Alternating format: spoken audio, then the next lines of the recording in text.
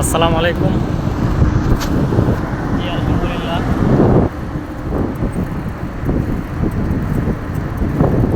আজ পবিত্র জুমার দিন, জুমার নামাজ পড়তে যাচ্ছি।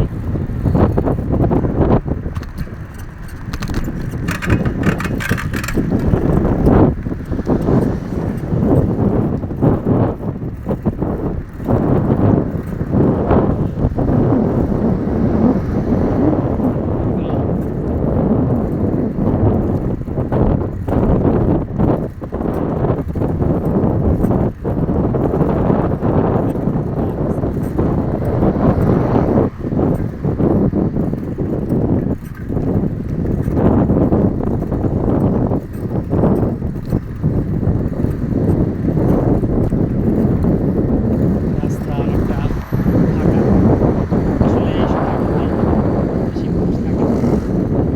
আবার একটা কনস্ট্রাকশনের কাজ চলতেছে, অনেক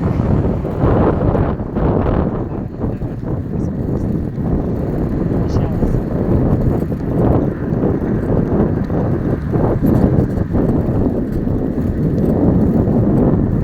মালয়েশিয়াতে সাধারণত মসজিদগুলো অনেক দূরে। আমি সাইকেলে যাই, প্রায় 15-20 মিনিট সময় লাগে।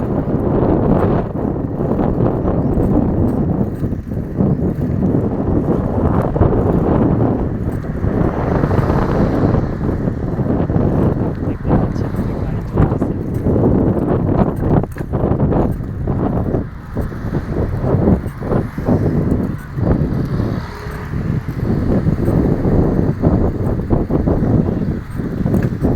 আলহামদুলিল্লাহ, সর্বোপরি আল্লাহর শুকরিয়া আদায় করি। আজ প্রায় 11টি বছর প্রবাস জীবনে মালয়েশিয়াতে আছি। প্রথম অবস্থায় একটু কঠিন সময় পার করতে হয়েছে, এটাই স্বাভাবিক। নতুন দেশ, ভাষা জানতাম, তারপরে অনেক বিষয়ে আসলে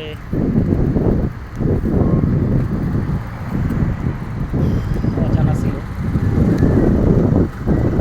এটা হচ্ছে একটা তেল পাম্প, এটা হচ্ছে পেট্রোনাস।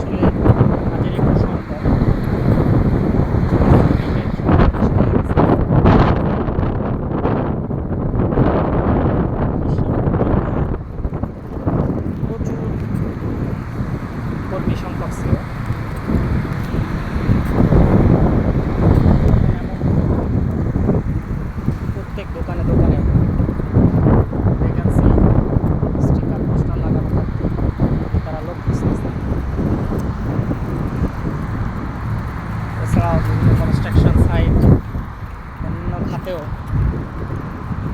প্রচুর কর্মীর চাহিদা ছিল, কিন্তু আপনারা বুঝতেছেন সাইকেল চালায় যাচ্ছে, একটু কষ্ট হচ্ছে। আমি জানি না ভয়েসটা শুনতে কেমন হচ্ছে। যাই হোক, বিষয়গুলো আপনাদের সাথে শেয়ার করি। বর্তমান 2025 সালে আজ আমরা যা দেখছি সেই তুলনায় আসলে কর্মী সংকটটা এখন আর নাই। কলিং ভিসাতে অনেক মানুষ আসছে, পাশাপাশিও ট্যুরিস্ট ভিসা অনেকে এসে এখন প্রচুর মানুষ হয়ে গেছে। শ্রমিক হিসেবে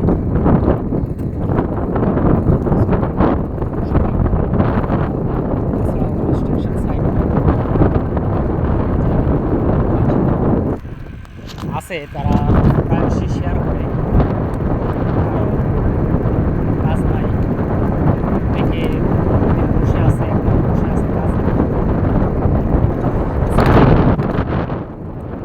অনেকে কাজ পায়নি, 2-3 মাস বসে আছে।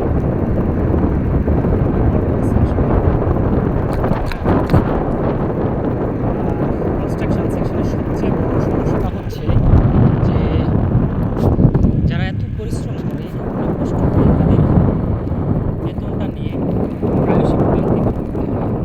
কোম্পানিগুলো টাইমলি তাদের বেতন দেয় না, 3 থেকে 4 মাসের বেতন পেন্ডিং রাখে। হ্যাঁ, অনেক সময় হয় কি 2 মাস বসে আছে, এখনও যে 6 মাসের কাজ করছে সেই বেতনগুলো পাচ্ছে না। কারো সান্ত্বনামূলকভাবে 6 মাসের বেতন পেন্ডিং থাকা সত্ত্বেও হয়তো 2 মাসের দিচ্ছে, আর 4 মাস এখনও বাকি। এই অবস্থার মধ্যে দিয়ে 2 মাস ধরে বসে আছে। তো কিছু করার নাই, অন্য কাজ পাইলে তারা বাধ্য হয়ে এই বেতন ছেড়ে আবার অন্য জায়গায় চলে যায়। অনেক সময় হয় ওই যে 4 মাস 3 মাস কাজ করার যে বেতনটা পেন্ডিং রয়েছে, বাকি রয়েছে, এই টাকাটা অনেক সময় পায়, অনেক সময় পায় না। এভাবে নানাভাবে তারা আসলে আমাদের বাঙালি ভাইরা প্রবাসে বঞ্চিত হচ্ছে তাদের ন্যায্য অধিকার থেকে। তো এই বিষয়ে আপনার যারা প্রকৃত ভুক্তভোগী তারাই আসলে আরও বেশি ভালোভাবে আপনাদের বিষয়টা বলতে পারবে। তো আমরা চাই না এভাবে আমাদের ন্যায্য অধিকার থেকে বঞ্চিত করুক কেউ। প্রত্যেক যারা কোম্পানির বস ম্যানেজার আছেন তাদের প্রতি সেটাই প্রত্যাশা থাকবে। আপনারা শ্রমিকের ঘাম ঝরানো যে কষ্ট অর্জিত টাকা, তা 2 দিন পরে দেন ঠিক আছে, কিন্তু একেবারে মেরে দিবেন এটা ঠিক না। তো যাই হোক, আমরা মসজিদে চলে আসছি। এটা হচ্ছে মসজিদের পাশেরই একটা পার্ক, বসার কেউ কেউ অপেক্ষা করতেছে।